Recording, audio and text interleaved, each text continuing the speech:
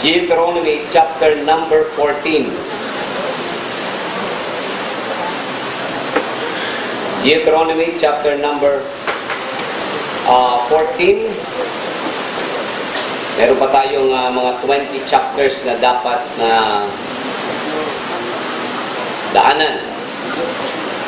Nagsasawa na ba kayo sa Deuteronomy? Ha? Payroll lang, no? Okay. Nagsasawa na ba kayo? Hindi naman nakakasawa ang salita ng Diyos, eh. Okay.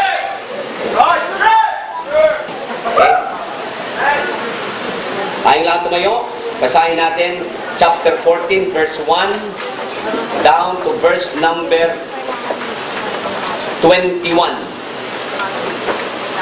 This is the second message na ang title ay You Are Special. Amen? Kaya lahat tayo nag-special number ngayong gabi. Amen? You are special. Tabi mo sa katabi mo, you are special. Pag-asawa niyo yan, dagdagan nyo, you are special to me. Pag-asawa niyo, ha?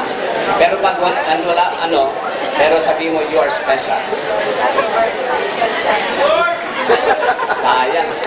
Sayang, ginayang. Okay, let's read. Responsive reading. Responsive. Ye are the children of the Lord your God.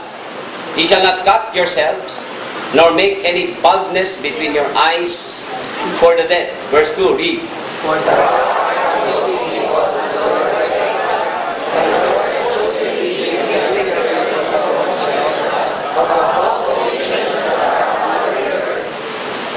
Thou shalt not eat any abominable thing.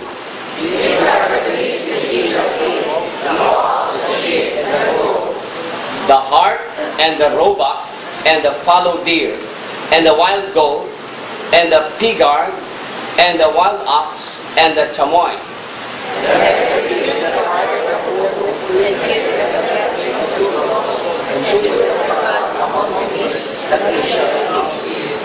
Nevertheless, this ye shall not eat of them that chew the cud, or of them that divide the cloven hoof as the camel, and the hare, and the coney, for they chew the cud, but divide not the hoof. Therefore they are unclean unto you.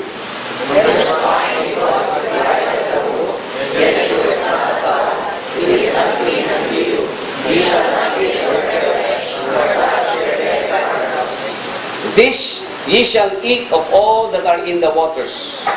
All that have fins and scales shall ye eat. And whatsoever hath fins and scales ye will not eat, it is unclean unto you.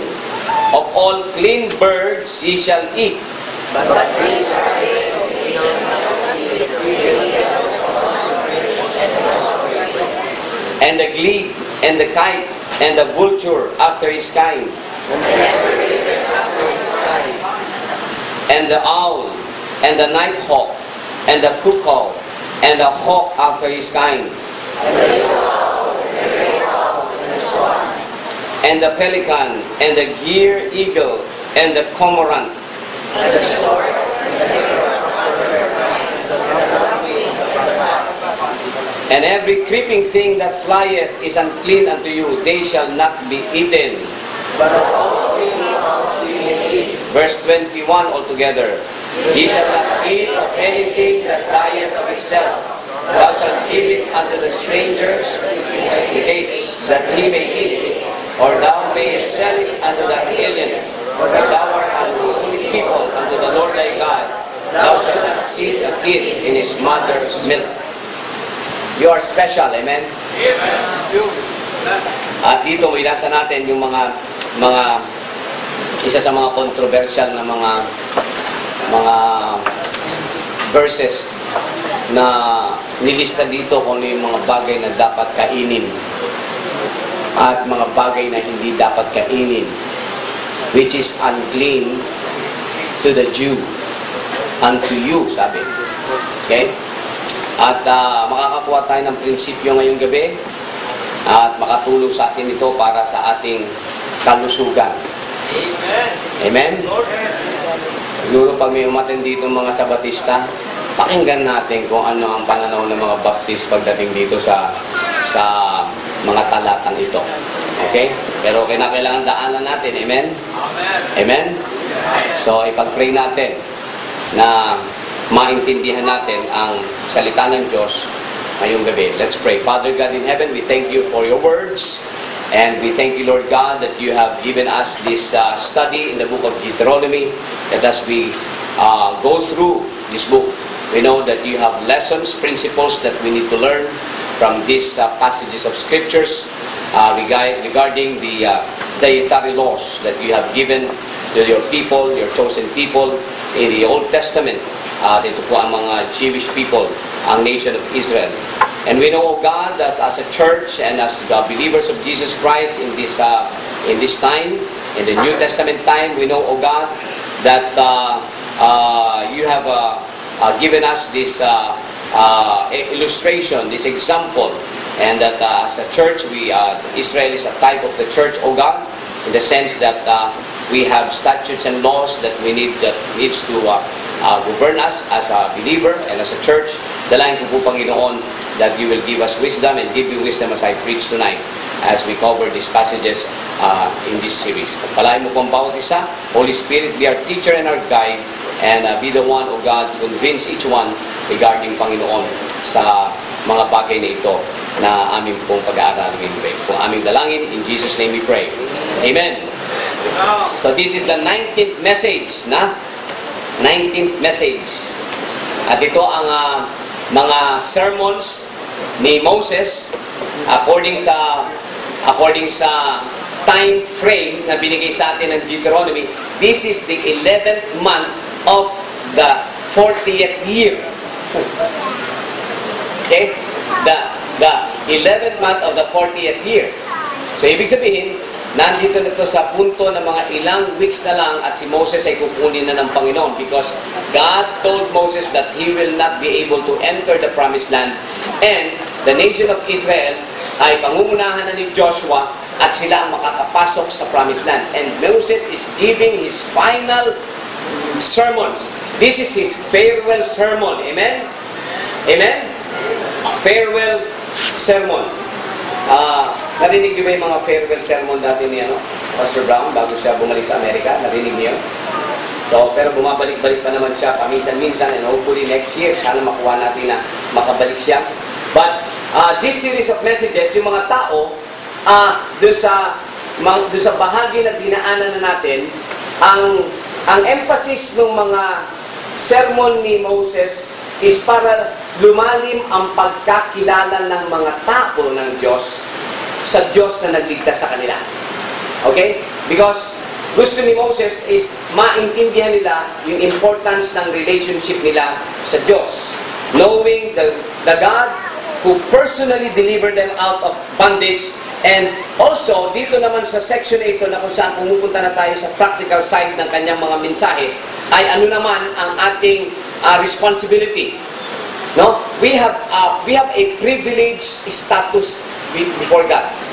Tayo mga privileged na mga tao. Itong nation na ito is privileged, ang nation na ito. Pero in every privilege na binigay ng Panginoon, dapat natin ma-realize na may katapat itong responsibility. Ganun din sa New Testament Church. Ganun din sa bawat mananampalataya sa atin na nandito ngayong gabi. We have the privilege to be called chosen. We have the privilege to be called child of God. We have the privilege to be called strangers and pilgrims. We have all kinds of names, all kinds of title in the Word of God. But in every privilege na binigay ng Panginoon, merong katapat na responsibility. Yan ang tatandaan natin. So sinabi dito ng Panginoon sa talata, we are unholy people. Ganun din sa New Testament. Binanggit din ito sa 1 Peter. Are you listening? Sa 1 Peter that we are a holy nation, a holy priesthood. Tayo ay peculiar people. Nabasa din natin dito sa Old Testament na ginamit yung salitang peculiar. Hindi ibig sabihin na tayo ay katawa-tawa, tayo ay odd, o tayo ay weird. Hindi tayo mga weird na mga tao. Tayo ay pinabanal ng Panginoon, tayo ay sineparate ng Panginoon, at tayo ay espesyal sa Panginoon. Amen? We are a special group of people. You are a special person before the Lord. Another word na ginamit, kung pag-aaralan mo yung salitang peculiar means, ikaw ay precious jewel ng Panginoon. Ikaw ay jewel ng Panginoon. Isa ka sa mga treasure ng Panginoon. You are special to the Lord. So if you have received the Lord Jesus Christ bilang tagapagligtas mo, ikaw ay special. Now turn your Bibles to the book of 1 Corinthians chapter 6 verse 11. 1 Corinthians chapter 6 verse 11. Bago tayo naging espesyal na tao, bago tayo naging ganito na privilege ng Panginoon, ang sabi dito sa verse number 9, sa 1 Corinthians chapter 6 verse 9, know ye not that the unrighteous shall not inherit the kingdom of God? Be not deceived, neither fornicators, nor idolaters, nor adulterers, nor effeminate, nor abusers of themselves with mankind, nor thieves, nor covetous, nor drunkards, nor revilers, nor extortioners shall inherit the kingdom of God. Diba? Yan ang mga ganyan ang mga kadalasang kasalanan na ginagawa ng diligtas. Amen? Pinapractice ng diligtas ang mga ganyang klaseng kasalanan. Amen? Hindi man lahat, pero meron isa, may mga dalawa na makikita natin na tayo din, kung titignan natin yung mga nakalista na yan, alam mo, kung hindi ka na-save ng Panginoon, alam mo, ganun ka rin dati. Amen? Amen? Yung mga nakalagay dyan, sino bang hindi naging manginginom sa inyo? Meron bang hindi uminom sa inyo dati ng alak? Ha? Sino ba sa inyo ang hindi nagnakaw? O sino ba sa inyo ang hindi sumasamba sa Diyos-Diyosan? O, andyan yung mga listahan ng mga practices natin nun, amen? Pero pag save ka na, at hiniwalay ka na ng Panginoon, hindi na yung pinapractice, pero pwede ka mahulog sa kasalanan ganyan, pero alam mo na ang gagawin ng Panginoon sa'yo. May palo ka ng Panginoon. Ikaw ay hindi magiging panatag at ikaw ay magiging makakaranas ng palo sa Panginoon at hindi ka magiging masaya at magalak sa ginagawa mo sa buhay mo. Amen? As a child of God. Pero dati, ganyan ang mga practice ng mga diligtas. Pero sa verse 11, and such were some of you, but ye are washed, sabi sa Bible. Ikaw ay nahugasan na. Ano nakahugas sa iyong mga kasalanan? Ang precious blood ni Jesus Christ. Amen? And ye are washed, but ye are sanctified. Kasi nakita mo yung change of status, yung change of character mo. Ikaw dati ganito. Pero but ye are washed. Hugas ng banal na dugo ng Panginoon. But ye are sanctified. Sineparate na ng Panginoon. But ye are justified. Pinawalang sala na ng Panginoon. Amen? Ito kayo natutuwa dyan sa mga words na yan. In the name of the Lord Jesus and by the Spirit of our God. So when you accepted the Lord Jesus Christ, you were washed, you were sanctified, and you were justified. Amen?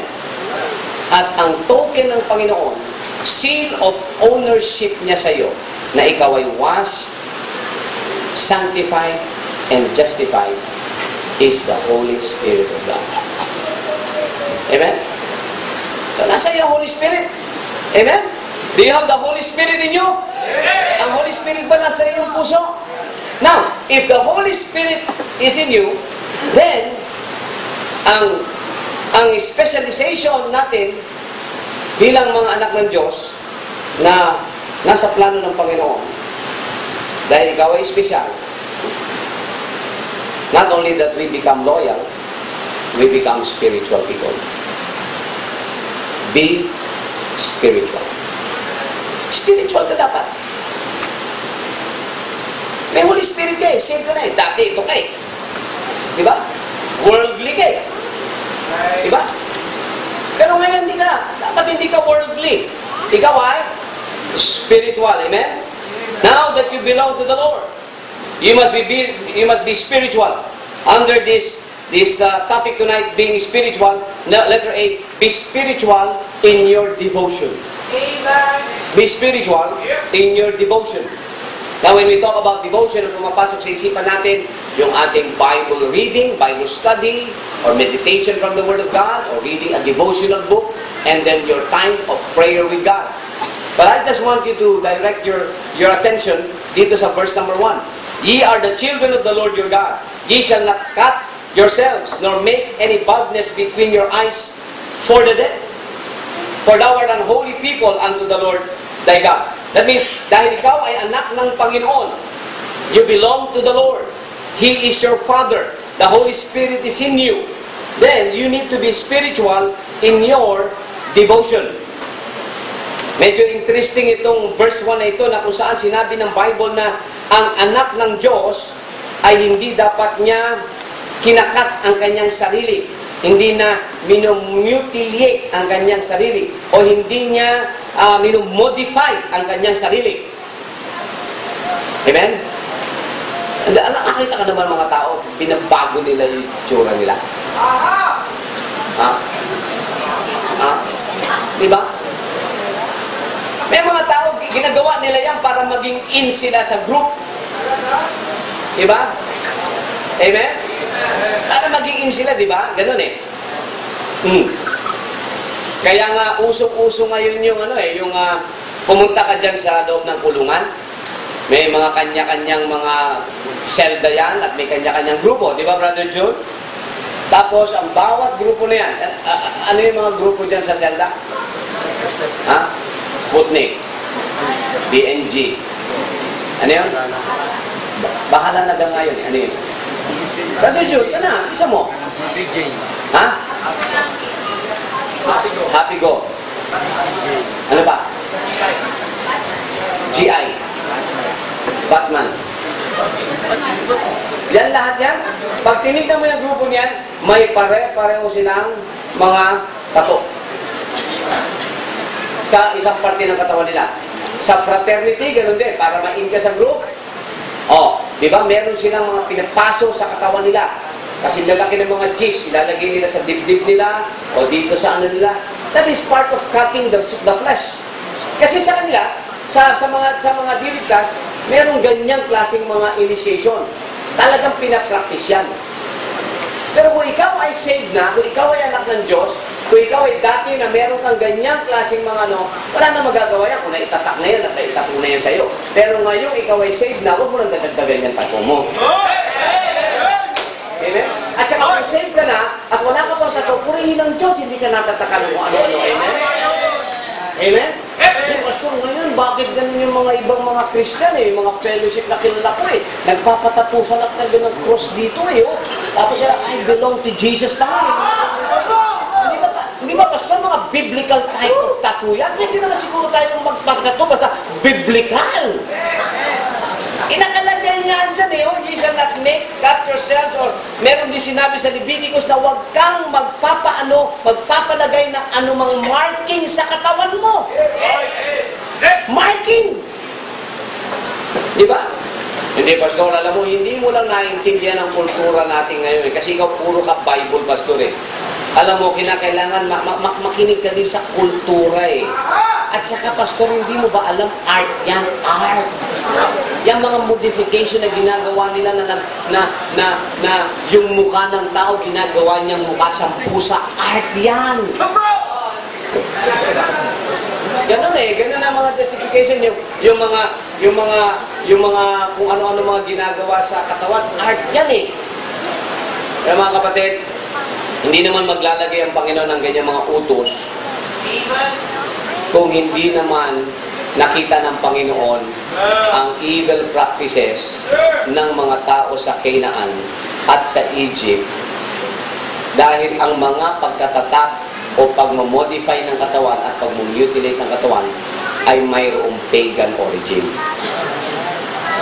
Kaya sabi ng Panginoon, pag pumasok kayo dyan sa promised land, huwag niyong gagayahin ang mga tao dyan, lalo na sa kaparaanan kapag sila ay namatayan. Nakalagay kasi ang text dito, nor make any baldness between your eyes for the dead. Diba? So, ano bang ginagawa ng mga tao, mga diligtas? Anong ginagawa ng mga tao kapag namatayan sila at ang namatay sila, hindi mismo ligtas, ang namatay di ligtas, di ba? Common yan sa mga taong hindi saved, na talagang, sa panahon na yun, they cut their bodies as a sign of mourning for the dead. Some people, they shave their hair as a sign of mourning for the dead. Di ba? Kasi alam nyo, ang mga taong di saved, alam nyo na wala talagang hope ang mga taong ito. At kapag namatayan ng loved ones yan, mabigat talaga sa kalooban yan. Pero ang pagkakaiba ng namatayan na unsaved at ang namatay is unsaved, ang laki ng pagkakaiba kapag ang namatayan ay saved at ang namatay ay saved. Malaki ang pagkakaiba niya. Meron tayong kalungkutan. Ito nga pagpasok ng July, maalala natin yung death anniversary ni Sister Flasy. Pero sa atin ng mga saved si Flasy, nalungkot tayo, nabigla tayo, nalungkot tayo, namimiss natin siya. Pero alam natin, meron tayong special na comfort sa Panginoon, amen? Na one day, pagdating sa heaven, magkakasama-sama tayo. Nawala sa mga dilikas. Amen? Ay hindi nararanasan at hindi kailanman makiklaim ng mga taong hindi ligtas. Iba mag-mourn ang mga diligtas sa kanilang mga namatay. Iba rin tayo kung paano mag-mourn para sa mga mga kapatid natin na nasave. Iba, naalala ko nga, nung nagkaroon tayo ng funeral service kay Sister Flasy. Di ba? May mga bisita nga na. Bakit? Ba't asaya-saya niyo pa rin kahit na may kasiyahan pa rin kayo, parang meron kayong ibang kagalakan. Di ba? Amen? Although talaga pagkatibig mo, talaga yung yung pag binubuksan natin yung pikin na natin, talaga naiiyak kayo. Pero nararamdaman ng mga diligtas na merong kakaibang spirit ang mga anak ng Diyos. Amen? Amen. Kasi hindi tayo pwede magluksa gaya ng mga walang pag-asa. Amen? Meron tayong hope. Kaya pag nagko-conduct ako ng funeral service para sa believer, nakakalungkot. Pero, of course, it is a special time to remember the words of the Lord. Amen? That this is not hindi ito goodbye para sa namatay nating kapatid sa physical niyang katawan. This is a service that impresses sa ating puso na we will see you up in heaven later. May pagkikita pa. Amen? Mga diligtas, magkikita-kita pa ba yan? Hindi na eh. Hindi na magkikita niya sa impyerno, Aaron. Hindi magkikita sa impyerno. Dahil sa impyerno, it is so dark. Mainit at ang apoy sa impyerno ay hindi blue flame. The hottest and the most excruciating kind of flame that can penetrate is not the blue flame but the black flame. And that black flame makes hell so dark. Akala nyo ang apoy sa impyerno, dilaw? Hindi. Akala nyo blue? Hindi. Itim. It's black because it's dark. It's really dark in here. Kaya hindi magkikita-kita. Kinakalasabihan natin yung mga kaibigan natin na hindi pa saved, na pinagtatawanan nila. Hindi, pag pumunta ko sa impyerno, magsasama-sama ka doon, magkikita-kita kami doon. Hindi sila magkikita-kita doon. Amen. At saka, paano ka magkikita-kita kung parang nahuhulog ka bottomless pit? Na nahuhulog ka at wala kang nilalagpakan. Paano kayo magkikita-kita nun? Pare, kumusta ka? Ganon. Walang ganon sa impyerno. Habang sinusunog ka sa maitim na apoy na yan, ay nando ka, walang binabagsakan at walang naangklahan ng iyong katawan. Pangatlo, sa dagat-dagatan mo, paano kayo magkikita-kita kung pare-pareho kayo lunod? walang anumang comfort ang matatanggap ang diligtas. That's why, hindi tayo nagmumorn katulad ng pagmumorn ng mga taong diligtas for the dead. Dahil wala talaga. Nakakita ka na ba ng mga lost people pagdating ng kamatayan ng loved one sila, hindi sila worldly? Nagluluksa sila, nalulungkot sila. Pero kapag nakakita ka ng funeral service ng mga saved, may comfort, may Holy Spirit, merong nagbibigay ng balm of encouragement, because the Holy Spirit is the one who is impressing those truths that the Lord Jesus Christ promised us para sa mga nauna na sa atin. Amen? What do people who do not know the Lord, anong nararanasan nila? Sorrow and heartache. Their grief is unbounded. Wala silang hope whatsoever. Kaya kung tayong nai-invite sa funeral service ng mga diligtas, di ba? Nag-iingat tayo sa sasabihin natin. Pero alam mo, itong taong to hindi nakakilala sa Panginoon. But for those who are still alive, ini-extend natin ang invitation na kinakailangan sila ay mag-ready para sila ay masave. Nakakita ka na ba ng libing ng mga namatay at hindi saved? Di ba? Hysterical sila eh. Hysterical. E pag namatay ako, okay, mag-hysterical ha? Amen? Amen? Sabihin niyo sa akin, dumungaw lang kayo. Patay na rin yung pastor. Amen? Sa heaven na siya. Amen? Amen? Mga kapatid, iba. Iba ang ating Diyos. Amen? Buhay ang ating Diyos. Okay? Dito yata ako nasa bako. Be spiritual in your devotion. Okay? Sabi dito sa talata, do not be like the pagans around you. Do not mutilate yourself. You're special. Amen? You're special. Because you are special, you need to be spiritual in your devotion. Then second, ready na kayo? Be spiritual in your diet. Amen? Hindi na. Ito yung pinaantay niyo. Okay? Lingin niyo sa akin. Hindi talaga ako authority dito sa topic na ito. Amen? Sino na lang kaya ang pwedeng dito? Be spiritual in your diet. Bakit kaya ang pangalang ang diet? No? Tapos alisin mo yung T, die, no? Bakit kaya parang napakalapit yung salitang diet sa die? Verse 3, thou shalt not eat any abominable thing. Pero, meron akong sasabihin sa inyo mahalaga. Makinig kayo may. I-classify nyo ang abominable thing sa Bible. There are abominable thing unto the Lord, and there are an abominable thing unto you. There's a difference between abominable things unto the Lord and abominable thing unto you. Okay? Naintindihan nyo? Ano pagkakaiba nun? Kapag abominable thing unto the Lord,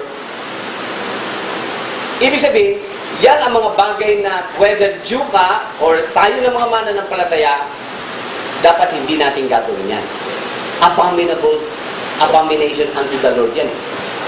Pero pag sinabing abomination unto you, which is may mga passage sa Bible about dietary laws na inulit-ulit sa passage na ito'y abomination unto you, ibig sabihin, it refers to this group of people na mga Israelite. Abomination para sa kanila ang mga ganitong pagkain. Amen? Meron bang Hudyo dito? Wala. Okay. So wala. Kung wala, hindi ito abomination unto you. Naintindihan nyo? Nakukuha yung sinasabi ko? So, pero, may dahilan ng Panginoon bakit binigay niya itong dietary law sa kanila.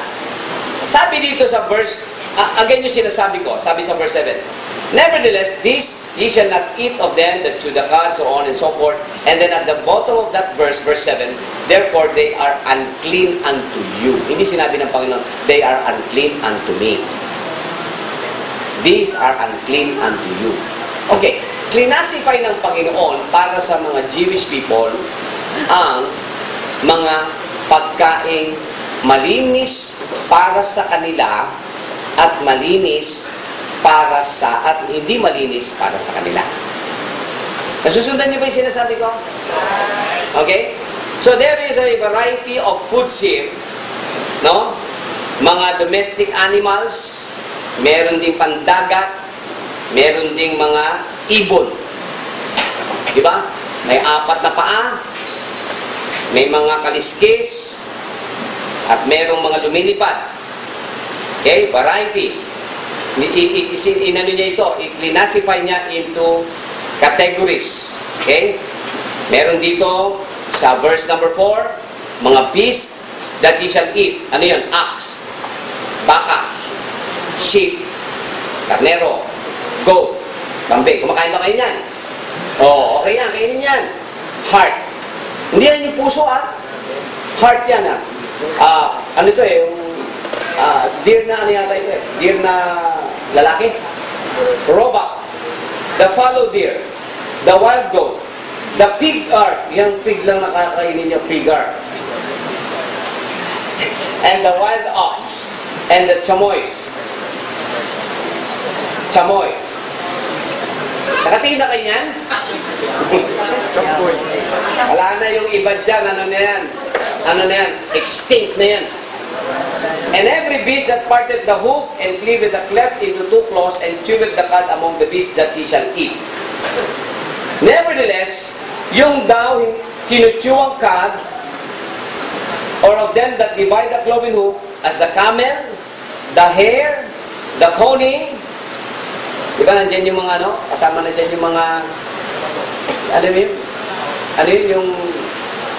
Ano yung ginagawang soup sa sa France, yung kinakain yung niluluto sa France na rabbit.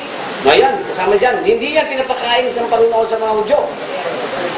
For they chew the cud and divide the hoof, therefore they are unclean unto you. Ito, verse 8. And the swine, bawal yan sa Hudyo. Abomination unto them yan. Because it divided the hoof, yet cheweth not the cud, it is unclean unto you. Ye shall not eat of their flesh, nor touch their dead carcass. Then, the second category, mga hayop sa dagat. Yun daw may kaliskis, at saka may mga fins. Yan ang iyong mga kakainin. Yung mga walang fins, at walang kaliskis, huwag kakainin. Marumi din yan para sa inyo. Oh. Kumakain ba kayo na may mga kaliskis? Oo. Kumakain kayo yung may mga fins? Oo. Kumakain kayo din yung walang kaliskis? Oo. Kumakain din kayo niya Okay? Pero abomination unto them sa kanila to. Pero sa atin, tignan natin mamaya. Pagdating sa verse 11, yun namang mga may pakpak. Of all clean birds ye shall eat. Huwag daw kakainin yung mga eagle, ossifrage, osprey, glebe, kite, and the vulture. Huwag daw kakainin. Raven, yung owl, yung nighthawk. Sunod-sunod dyan, ang dami. Puro mga bawal yan. Pero nakakakain ba kayo niyan? Ha?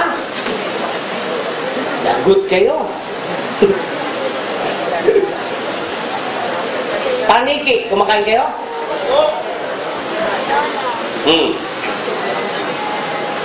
And every creeping thing that flieth is unclean unto you. They shall not be eaten. Ano lang, pwedeng kainin na may mga clean birds. Katulad na chicken. Ano pa? Quail.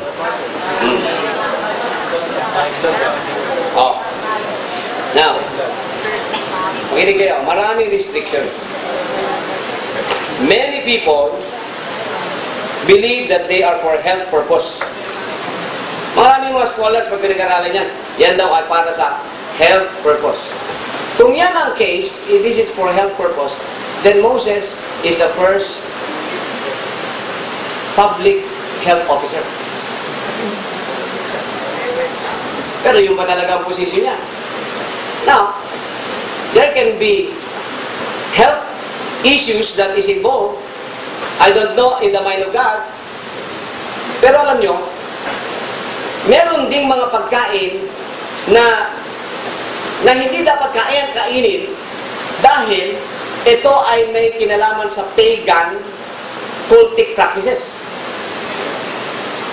During that time, dapat nakita din natin during that time na meron mga pagkain na ipinagbawal ng Panginoon sa kanila, abomination sa iniyan, kasi may mga pagano, may mga bansa ng panahon na yon na meron silang mga cultic practices katulad ng, bawa sa Egypt, nakita nila yung sinasamba yung mga isda.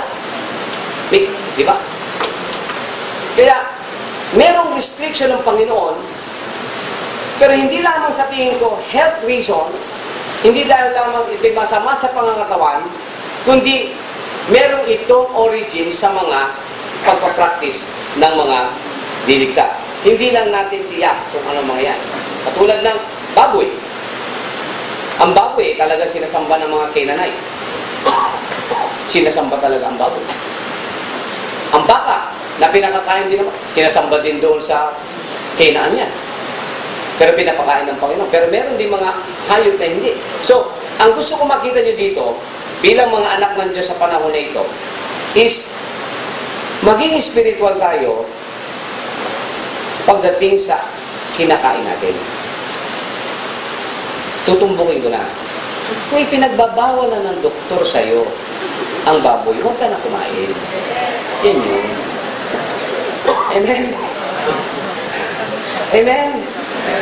Pero, sa panahon natin ngayon, mga kapatid, ito sasabihin ko sa inyo, dedirektahin ko na kayo. Lahat pati ng mga unclean na mga animals to the Jew, which is an abomination to this nation. After Jesus Christ died on the cross, pati yung mga unclean animals na yan, ay nalinisan niya.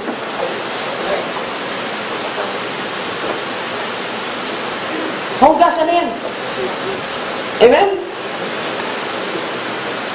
Now, hindi ibig sabihin na kapag itong kinakain mo, mas huli ka kaysa sa akin na kumakain ng baboy. Hindi yan nasukutan niya. In Acts chapter 10, si Simon Peter was on the housetop. It was about dinner time. Kakain na siya. And then the Lord came down at nagbaba ang Panginoon ng malaking sheet na white na to na pang-PowerPoint niya. Amen? It's like a PowerPoint presentation. At doon ay nilagay ng Panginoon ang mga pictures ng all kinds of animals, whether clean and unclean, doon sa binasa natin. At ang sabi ng Panginoon, "Rise up, Peter, kill and eat." Sabi ni Peter, "No, Lord, not so, Lord. I have never eaten anything common or unclean." Ang sabi ng Panginoon, "Whatsoever I have cleansed, let no man call common." Finish na yun. Amen, Brother Harold? Amen, Brother Rosar? Kain ka lang ng lechon. Samahan mo lang pala at masamang kumain ng lechon kung walang sarsa. Pero sasabihin ko sa iyo, kung makakasama na yan sa katawan mo, be spiritual, amen? At binigyan ka na ng wisdom ng Panginoon sa pamamagitan ng doktor mo, na yan ay bawal na talaga sa'yo, huwag mo nang kainin yan. I think that is spirituality. Because you have to take care of the body of the Lord. Amen? Kung ipagbawal sa'yo ang kambing, huwag kang kakain kahit malinis yan. Amen? Amen? Kung ipagbawal sa'yo ang kalderetang baka, makakasama sa yan, huwag mong kainin yan kahit clean yan. Pero sinabi ng doktor sa'yo, pwede kang kumain ng hipon, ang clean yan, kainin mo yan, pwede yan sa'yo, kainin mo. Pag sinabi ng doktor, naintindihan sinasabi ko? That is the principle here. This is the principle na gusto ko ituro sa inyo ngayong gabi. That you need to be spiritual in your devotion, but you need to be spiritual when it comes to your diet. Amen? 3 years ago, sinabi sa akin ng doktor, ako'y pre-diabetic. Amen? Sinunod ko yun. May mga pagkakataon lang na nagbabackslide ako. Amen? Ang kanin ko talaga, konti lang. Dati, dami kong kanin. Yung buong plato ko, puro kanin yan. Ngayon, hindi na. Maraming kanin, maraming ulam. Pag tinignan ako ng, ano ba yung nag-check sa ano ko? Ano ba yun? Sister Amy, ano ba yun sa inyo? UCD. UCD ba yun? Ano ba yung diagnostic nyo? Ano tawag doon? Doon lang nagpapacheck, executive check-up. Titignan ko yung uric ko kung mataas, bawal na yung mga mga laman loob. Matagal na akong hindi kumakain ng laman loob. Minsan nag-backslide yung mani na lang. Mataas din sa uric. Pero ang pork, mataas din sa uric yan. Mararamdaman ko na kapag yung mga dito ko, hindi ko may taas to. Pag nag-exercise ako, masakit dito, uric, mataas. Pero hindi nakakain yan, dapat paraan na yan, mararamdaman mo na yan eh. Diba? Amen? Pagbawal na sa iyo ang mga matatamis, huwag kang kumain ng matatamis. Huwag yung sobrahan, Sister Sally. Amen? Be spiritual in your diet. Alam nyo kung anong pinagbabawal ng doktor sa inyo. Kung wala kayong high blood pressure, wala kayong cholesterol problem, wala kayong uric problem, wala kayong diabetic problem, pwede nyo kainin niyang mga pagkain na yan dahil hugas yan. At huwag mo nang tawagin marumi yan at unclean yan. Dahil may sinabi sa 1 Timothy chapter 4, may guidelines tayo dito. 1 Timothy chapter 4. Tingnan nyo. 1 Timothy chapter 4. Sabi dito sa verse number 3, forbidding to marry and commanding to abstain from meats which God hath created to be received with thanksgiving of them which believe and know the truth. For every creature of God is good, nothing to be refused, if it be received with thanksgiving, for it is sanctified by the word of God and prayer. Ang mga unclean na yan na nilista doon, pwede na natin kainin yan. Pero kung advice ng doktor, makakasama, huwag kang kumain yan. Piliin mo na lang. Amen? Pero kung tutusin talaga, walang bawal. Isa lang ang pinagbawal ng Panginoon na isinama doon sa Council of Jerusalem na hindi dapat natin kakainin. At yan ang dinuguan. Amen? Amen? Ngayon, minsan pumunta ako sa isang bahay, mananampalataya din yun. Talaga nung pinakain kami dyan, nasa harapan ko. Dinuguan. Bira. Anong ginawa ko? Ang hirap no? Mahirap yun. Ma-open ko to. Ma-open ko eh.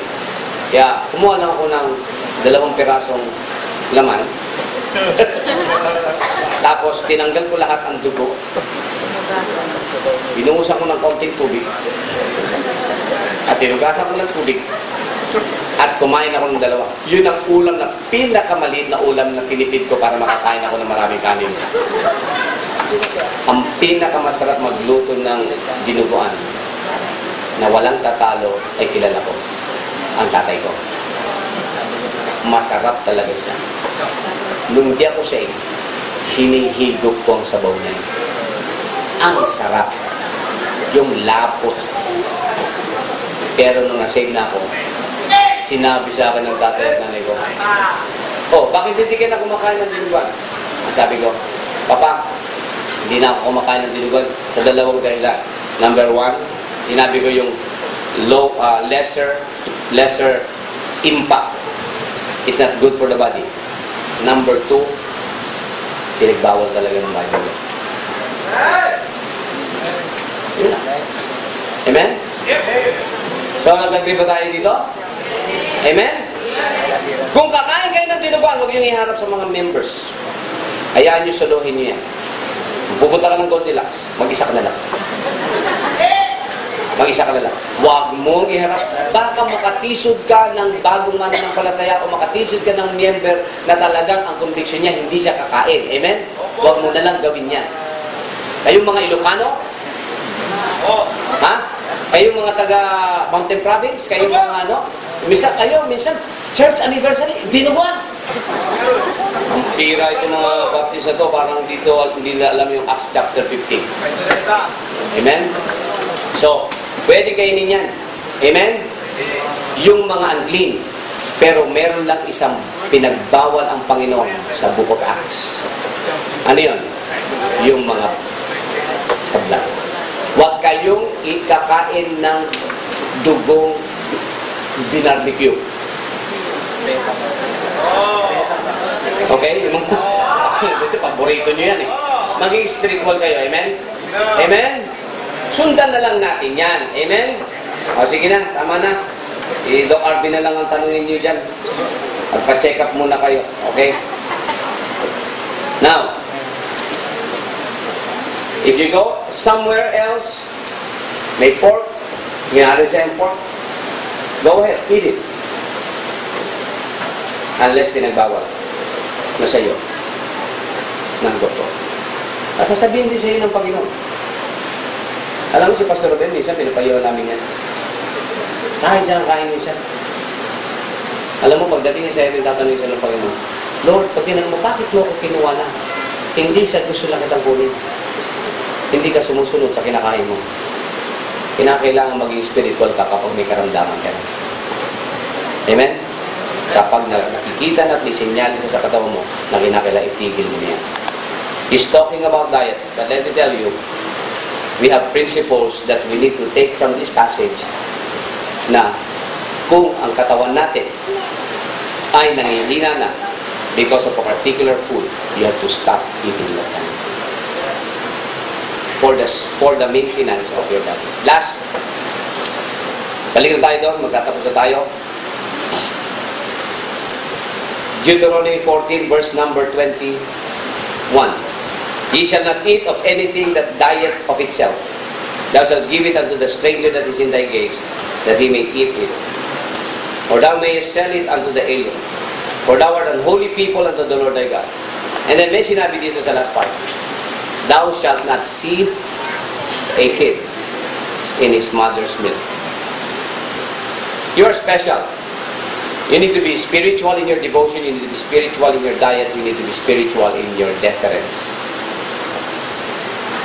Ibig sabihin, ang gusto ko makita nyo dito ito. The word, thou shalt not seethe a kid in his mother's milk, means, do not kill an unborn child.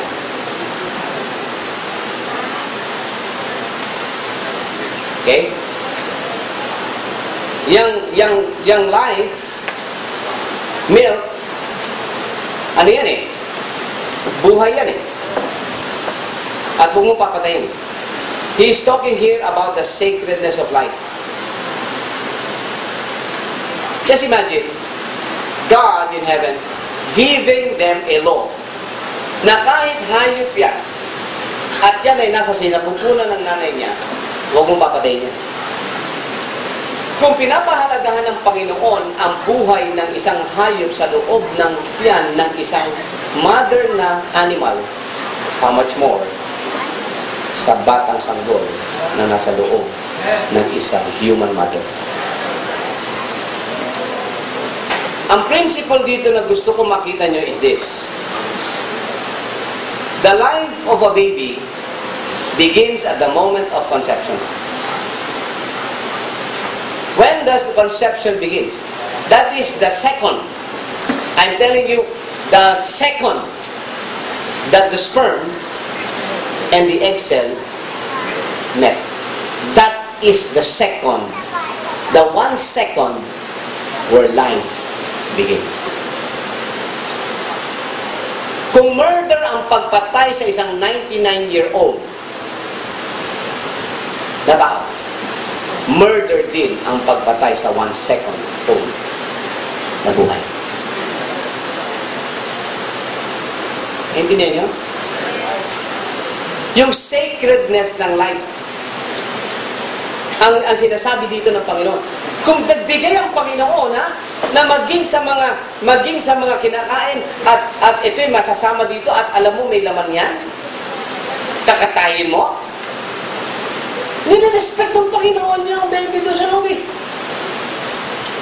Kaya nga bawal kapag nanghuli ka sa dagat, pinagbabawal ng Bureau of Fisheries na ang kinukuha mo si orca na merong asawa na nanganak pa. Di ba? Bawal yun. Hinuli mo, buntis. Ang nahuli mo, buntis. Pag nahuli ka, naku, buntis to. Wow! Okay to. Ibalik mo yan. Buhay mo muna yun nasa loob niya. Kaya mo lumabas bago umuhulihin niya. Bago patayin niya. Yun ang pinahalagaan ng Panginoon niya. Ang gusto ko makita niyo rito ang prinsipyo. How about sa human life? Much more. Walang inano dito. 1 second yan. Buhay na yan. That's why, kapag pinalaglag, anumang time, from 1 second to the 9th month, is murder. Amen? Amen? Kaya may mga babae na kinakabahan, ayaw mabuntis. Hindi naman ako buntis eh. Pero mayroon siyang iniinom na kung ano-ano. Paano kung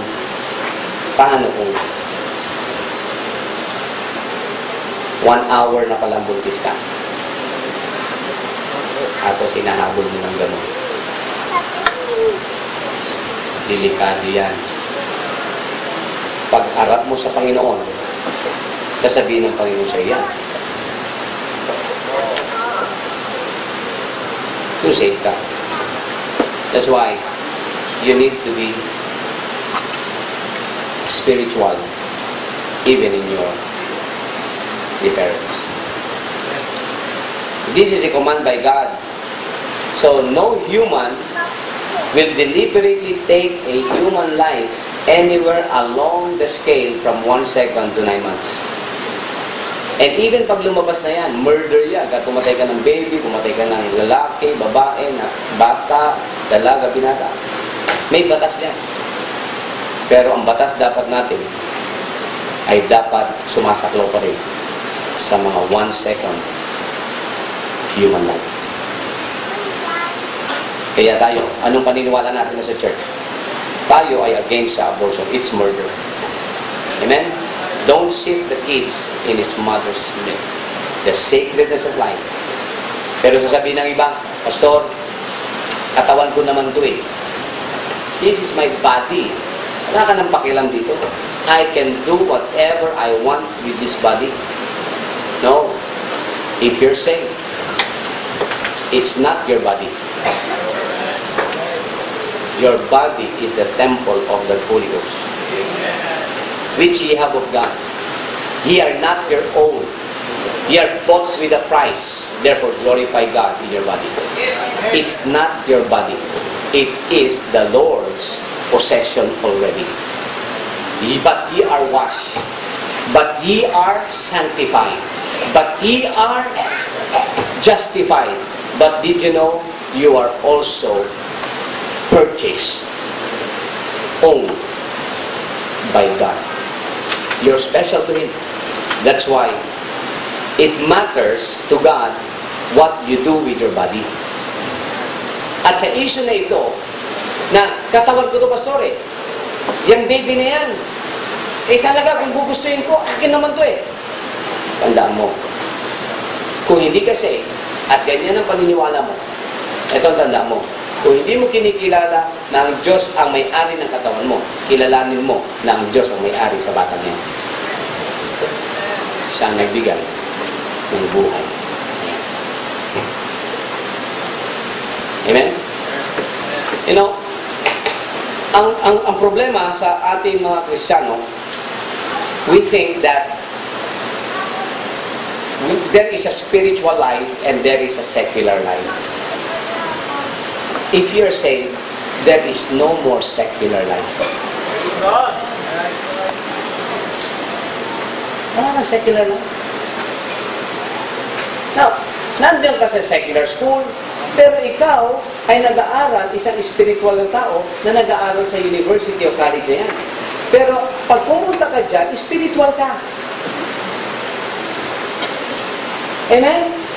Yung 3 Hebrew children at si Daniel, sila spiritual.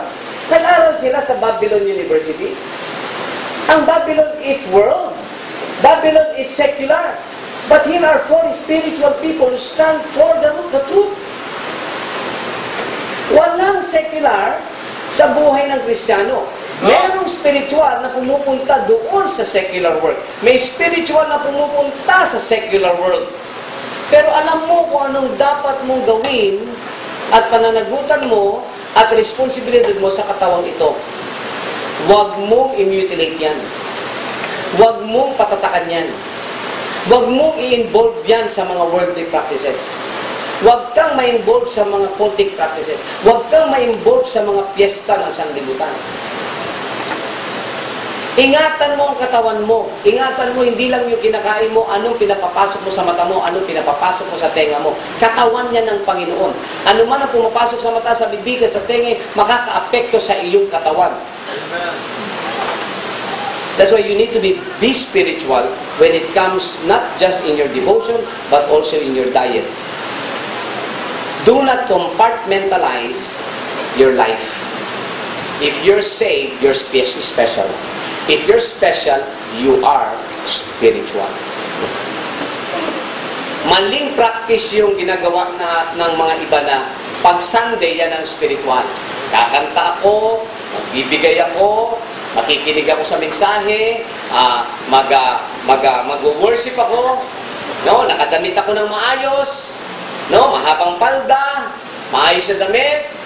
Pero pagdating sa Lunes hanggang Miyerkules, mababa na yung ano dito, tinataas na ang palda sa tuhod, tapos nakikijoin na sa party.